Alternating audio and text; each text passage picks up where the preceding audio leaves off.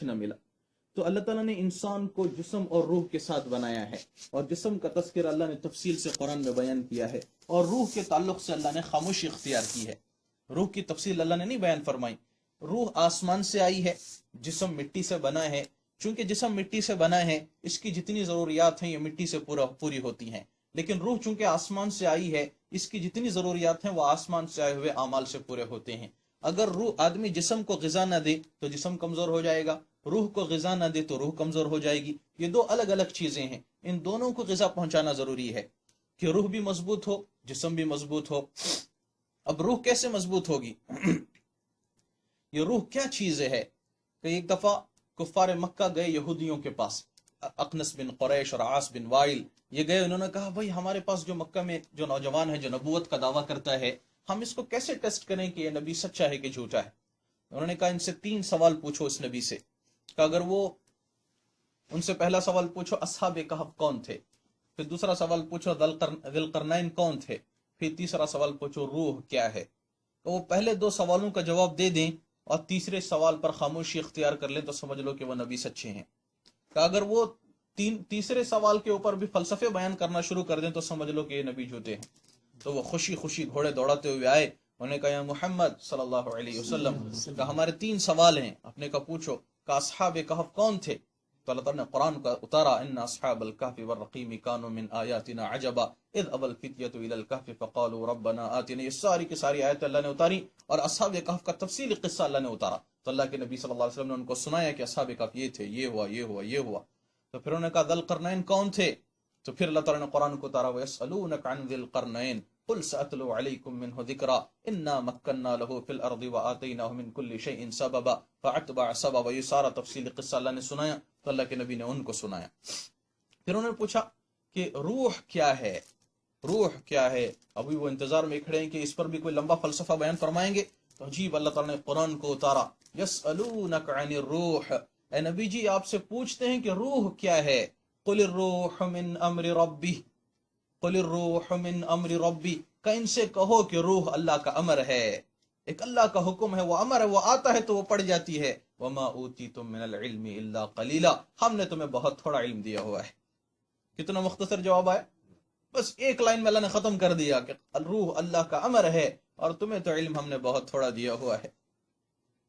اس سے پہلے بھی میں نے ایک قصہ بیان کیا تھا کہ 2012 یا 2013 کا ذی الحجہ کا مہینہ تھا، حج ختم ہو چکا تھا، تو حج کے بعد حج کے ارکان وہ عرفہ کا دن ہو چکا تھا، یہ مینا کے ایام چل رہے تھے غالباً، تو اس وقت نا ایک پیشنٹ کو لایا گیا ہاسپٹل میں ہمارے پاس، وہ ترکی کا حاجی تھا، جوہری احمد اس کا نام تھا، تو آج نام بھی اس کا ذہن سے نہیں نکلا، تو جوہری احمد اس کا نام تھا، کوئی ایج اس کی اراؤنڈ 55 ایئرس تھی، 55 ایئرس، اچھا خاصا خوبصورت تگڑا سا پیشنٹ تھا۔ تو اس کو سیویئر چیسٹ پین اٹھا، تو اس کو لے کے آئے ہاسپٹل میں، تو اس کو ڈائگنوز کیا، اسکیننگ کی، تو اس کو ایورٹک انیورزم تھا۔ انیورزم کہتے ہیں یہ ایورٹا جو دل کے اوپر کی سب سے بڑی رگ ہے وہ ایسے سویل ہو گئی تھی، پھول گئی تھی، وہ پھٹنے کے قریب تھی۔ It's a very serious condition, any time that can burst up and patient can die any time. تو اس کی مثال آپ یوں سمجھے جیسے بلون، جو بچوں کو پھونکنے کا بلون ہے، اگر کسی وجہ سے اس کے کسی ایک پارٹ میں ویکنس رہ جائے تو وہ بلون کے اوپر ایک بلون جیسا آ جاتا ہے، وہ پتلا سا حصہ ہوتا ہے، اس کو اگر انگلی پہ لگا تو وہ پھٹ جاتا ہے، تو اس کو انیورزم کہتے ہیں، انیورزم۔ تو وہ ایورٹک انیورزم، ایورٹا کے اوپر انیورزم ہو گیا تھا، تو اس کو ایمرجنسی سرجری پلان کی گئی، اور رات کے 12 بجے تقریباً اس کی سرجری شروع ہوئی۔ وہ سرجری میں وہ ایورٹا کو نکال دیتے ہیں، اور بعض ہمارا پتہ ہوا ایورٹک والو کے ساتھ، یا اگر ایورٹک والو اچھا ہے تو صرف ایورٹا آرٹیفیشل لگا کے چینج کرتے ہیں، دل کے اوپر کا وہ پوری رگ چینج کرتے ہیں۔ It's a very big procedure, very lengthy procedure, sometimes it takes more than 12 hours، sometimes 8 hours، تو وہ it depends on the condition of the patient. تو اس کو رات بھر آپریٹ کرتے رہے، اس کو رات بھر آپریشن ہوتا رہا، تو صبح تقریباً 8:30-9 بجے کے قریب اس کی سرجری ختم ہوئی، اور ساری اس کو چینج کر دیا، اور دل کی دھڑکن سب صحیح چل رہی ہے، بلڈ پریشر صحیح ہے، اس کا ہارٹ بیٹ وغیرہ سب صحیح چل رہا ہے۔ تو اس کے چیسٹ کو کلوز نہیں کیے، عام طور پر اس لیے کرتے ہیں کہ یہ جو سٹرنم اوپن کیے ہوتے ہیں، جو نارمل سرجریز ہوتے ہیں اس میں تو کلوز کر دیتے ہیں، لیکن اس کو جس کو ایکسپیکٹڈ ہو شاید دوبارہ اس کو کچھ ضرورت پڑے سرجری کی، تو اس کو کھلا رکھ کے صرف اوپر سے ایک گلوز رکھ کے کلوز کر دیتے ہیں تاکہ فوراً ایمرجنسی میں اوپن کر سکیں۔ تو ایسا رکھ کے نا اس کو بیڈ پہ شفٹ کر رہے تھے، آپریٹنگ بیڈ سے آئی سی یو بیڈ پہ، تو جیسے اس کو شفٹ کیا تو ایک دم سے اس کی دل کی دھڑکن جو ہارٹ ریٹ تھا وہ نیچے جانا شروع ہو گیا، بلڈ پریشر اس کا نیچے جانا شروع ہو گیا، اور بالکل اس کی کنڈیشن خراب ہونی شروع ہوئی۔ کبھی کیا ہوا، اس کو واپس شفٹ کرو، تو فوراً اس کو آپریٹنگ بیڈ پہ شفٹ کیا تو بالکل سب کچھ زیرو ہو گیا، heart rate zero, blood pressure zero, E C G ختم۔ اب سب ایک دوسرے کا چہرہ دیکھ لیا، اس کو ہوا کیا ہے؟ انستھیشیا والوں سے پوچھتے وہ بھی کہتے ہیں بھائی ہمیں بھی نہیں پتا کیا ہوا، ہم نے تو کچھ کیا بھی نہیں، کچھ ایکسٹرا ڈرگ بھی نہیں دیا، تو بالکل سب صحیح چل رہا تھا۔ تو پھر اس کو فوراً ڈرپس کر کے نا پھر اس کو چیسٹ کو اوپن کیا تو دیکھا دل تو بالکل سویا ہوا ہے، خاموش، دھڑکنا بھول چکا ہے دل۔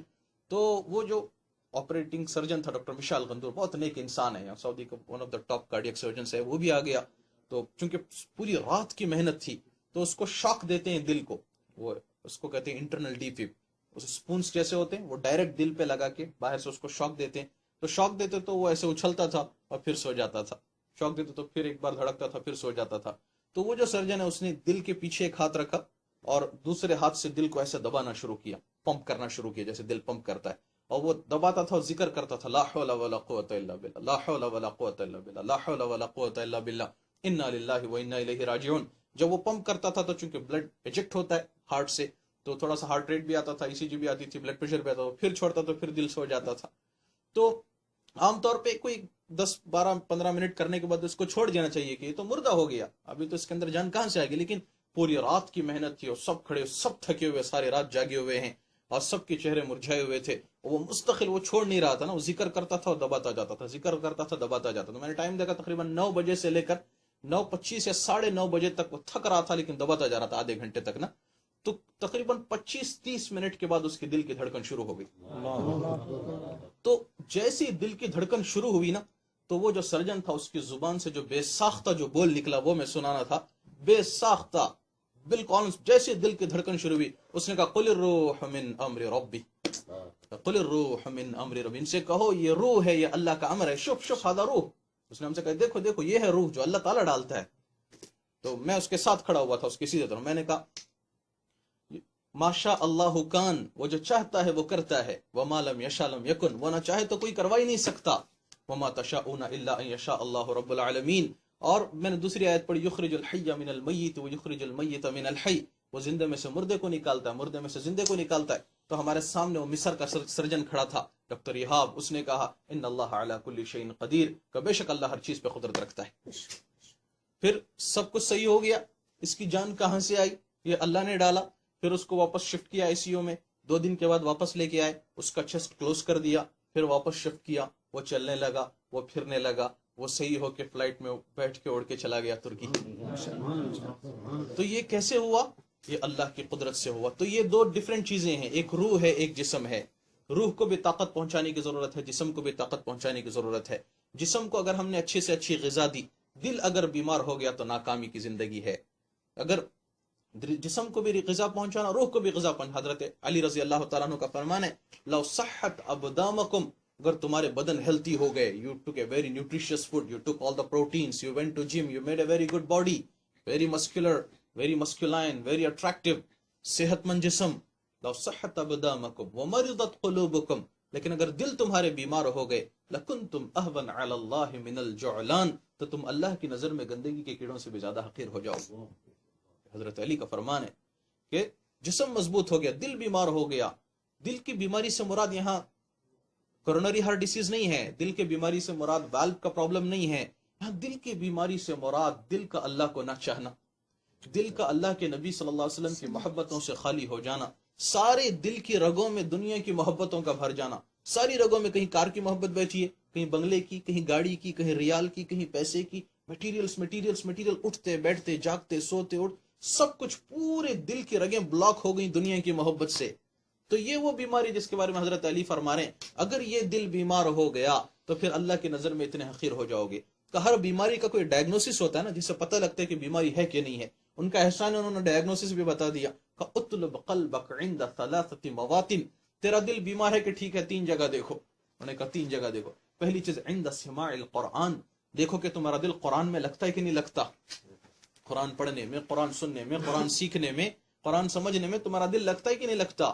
وفی اوقات الخلوہ، پہلا کیا کہ اگر تمہارا دل قرآن میں لگتا ہے کہ نہیں لگتا۔ وفی مجالس الذکر، دوسری بات یہ کہ تمہیں اللہ کے ذکر کی مجلسوں میں تمہارا دل لگتا ہے کہ نہیں لگتا۔ کہ اکتاہٹ ہو جاتی ہے. اور تیسری چیز وفی اوقات الخلوہ، دیکھو کہ تنہائی میں تمہارا دل اللہ کے لیے تڑپتا ہے کہ نہیں تڑپتا. جب تم تنہا ہو کبھی اللہ سے گفتگو کرتے ہو کہ نہیں کرتے، دل سے کبھی اللہ سے بات کرتے کہ نہیں کرتے. فَإِن لَّمْ تَجِدْهُ فِي هَٰذِهِ الْمَوَاطِنِ، اگر تیرا دل قرآن میں نہ لگے اور اللہ کے ذکر کی مجلسوں میں نہ لگے اور تنہائی میں اللہ کی یاد میں نہ لگے، فَاسْأَلِ اللَّهِ أَن يَمُنَّ عَلَيْكَ بِقَلْبٍ فَإِنَّهُ لَا قَلْبَ لَهُ، تو مانگ اللہ سے کہ اللہ تجھے دل عطا کرے، تیرا دل مر چکا ہے. اس دل کا علاج کرانا ضروری ہے. حضرت حسن بصری رحمۃ اللہ علیہ کے پاس کچھ لوگ آئے، انہوں نے کہا حضرت دعا کیجئے، آپ درس دیتے ہیں، آپ کے درس کا ہمارے دل پہ اثر نہیں ہوتا، ایسے لگتا ہے جیسے ہمارے دل سو گئے، ایسے لگتا ہے جیسے ہمارے دل سو گئے. حسن بصری نے فرمایا یوں نہ کہو ہمارے دل سو گئے، یوں کہو ہمارے دل مو گئے، مر گئے. میں کہا حضرت دل بھی مر جاتے ہیں؟ کہا ہاں دل بھی مر جاتے ہیں. تو کہ یہ دل کو بنانے کی محنت ہے کہ دل جسم بھی بنے، روح بھی بنے. جیسے جسم پہ محنت ہے ایسے روح پہ محنت ہے. اگر ہوگا یہ، اگر ہم نے جسم کی غذا نہیں دی تو جسم کمزور ہو جائے گا، اگر روح کی غذا نہیں دی تو روح کمزور ہو جائے گا. اگر ہم جسم کو تو پورا نیوٹریشن دیتے رہے، جسم کو تو برابر کی غذا دیتے رہے، روح کو اگر غذا نہ دی تو جسم حاوی ہو جائے گا روح پر، اور جسم پھر روح کو روح کے نہ چاہتے ہوئے بھی جسم اس کو خواہشات کی طرف لے کے جائے گا، اللہ کی نافرمانیوں کی طرف لے کے جائے گا، برائیوں کی طرف لے کے جائے گا. جیسے خوی گھوڑا ہے، گھوڑا بہت مضبوط ہے اور اس گھوڑے پہ سواری کرنے والا بڑا کمزور ہے، دبلا پتلا ہے. گھوڑے کو تو خوب کھلایا، سوار کو اگر نہیں کھلایا تو پھر کیا ہوگا، وہ گھوڑا جہاں مرضی لے جائے گا اور سوار کو لے جا کر پٹک دے گا. تو جسم کی مثال گھوڑے کی سی ہے، روح کی مثال اس پہ سوار کی سی ہے. بھئی جب گھوڑا مضبوط ہے تو سوار کو بھی مضبوط کرو، ورنہ گھوڑا جہاں چاہے گا کھینچ کے لے جائے گا. اگر سوار مضبوط رہا تو وہ اس گھوڑے کو کنٹرول میں رکھے گا، وہ جہاں چاہے گا وہ منزل کی طرف لے کے جائے گا. ورنہ یہ گھوڑا جہاں دوڑتا جائے گا، یہ مجبوراً اس کے پیچھے دوڑتے دوڑتے دوڑتے پھر ایک وقت آتا ہے جب تک احساس ہوتا ہے بڑا راستہ ختم ہو چکا ہوتا ہے. وہ جو لوٹ آئیں تو کچھ کہنا نہیں، وہ جو لوٹ آئیں تو کچھ کہنا نہیں، بس دیکھنا انہیں غور سے، جن منزلوں پہ خبر ہوئی کہ یہ راستہ کوئی اور تھا. منزلوں پہ جا کے پتہ چلا، جب زندگی ختم کے قریب تھی تب پتہ چلا یار ہم کہاں کی دوڑ لگا رہے تھے، ہم کہاں بھاگ رہے تھے، کہاں گھوم رہے تھے، کس کے پیچھے ہم چل رہے تھے.